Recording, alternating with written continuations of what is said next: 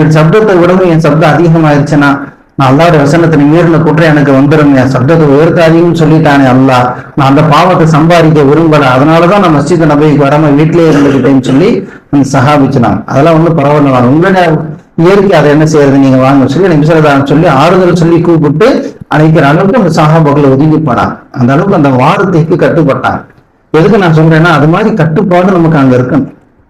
அந்த மாதிரி சஹாபாக்கள் எப்படி அந்த வார்த்தைக்கு கட்டுப்பட்டாங்களோ அது மாதிரி கட்டுப்பாடு அங்க இருக்கணும். அதனால மதீனால ரொம்ப அமைதியா இருக்கணும், கவனமாக இருக்கணும்.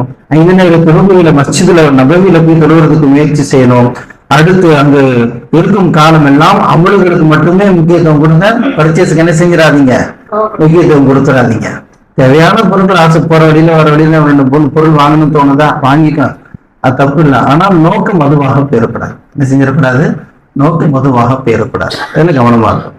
சரி, மகளை பார்த்து சலாம் சொல்வதற்காக உங்களுக்கு குறிப்பிட்ட நேரம் ஒன்று ஒதுக்கப்படும். அப்ப நீங்க என்ன செய்யணும், அதற்காக வேண்டி ஒரு புது ட்ரெஸ் ஒன்று எடுத்து வச்சு, அல்லது இருக்கக்கூடிய ட்ரெஸ்லயே ஒரு நல்ல ட்ரெஸ்ஸா, இந்த ட்ரெஸ்ங்கிறது இல்ல, வாய்ப்பு இருந்தா எடுத்துக்கோங்க, இல்ல அல்லது இருக்கக்கூடிய ட்ரெஸ்லயே ஒரு நல்ல ட்ரெஸ்ஸா பார்த்து எடுத்துக்கணும். பெண்கள் சில பேர் பார்த்தா அவங்க பச்சை கலர் புடவை தான் கட்டணும்னு சொல்லி ஒவ்வொருத்தரையும் அது ஒரு இதா வரும். அப்படிலாம் கிடையவே கிடையாது. பச்சை கலர் புடவை கட்டணும், இருக்கக்கூடிய ஆடைகளும் ஒரு சிறந்த ஒரு ஆடை. அல்லது உங்களுக்கு வசதி வாய்ப்பு இருக்குது, ஒரு புது ட்ரெஸ் ஒன்று எடுத்து வச்சுக்கிறேன், தப்பு கிடையாது, தாராளமா எடுத்து வச்சு. எதுக்கு சொல்ல வரேன்னா, ரிசல்லா அலிஸ்ஸலாமை பார்ப்பதற்காக ஒரு கூட்டம் ஒன்று வருகிறது. சில பேர் வராங்க, நபியை பார்க்கணுங்கிற ஆர்வம் மதீனா நெருங்க நெருங்க அவங்களுக்கு ரொம்ப மேலும் வந்தது.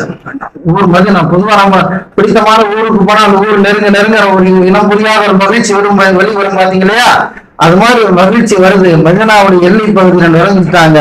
தூரத்துல மஸ்ஜித் நபவி தெரியுது, கட்டடங்கள்லாம் வீடுகள்லாம் தெரியுது.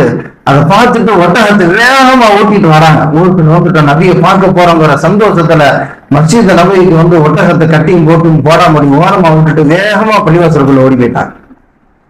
அது ஒரே ஒரு மனிதன் மட்டும் ரொம்ப அமைதியா ரொம்ப நிதானமா இறங்கினாங்க. ஒட்டகத்துல இருந்து ஒரு ஓரமா கட்ட வேண்டிய இடத்துல கட்டி போட்டாங்க. அதற்கு தேவையான சில தீவனங்களை கொடுத்தாங்க. நேரா குளிக்கக்கூடிய இடத்துக்கு போனாங்க.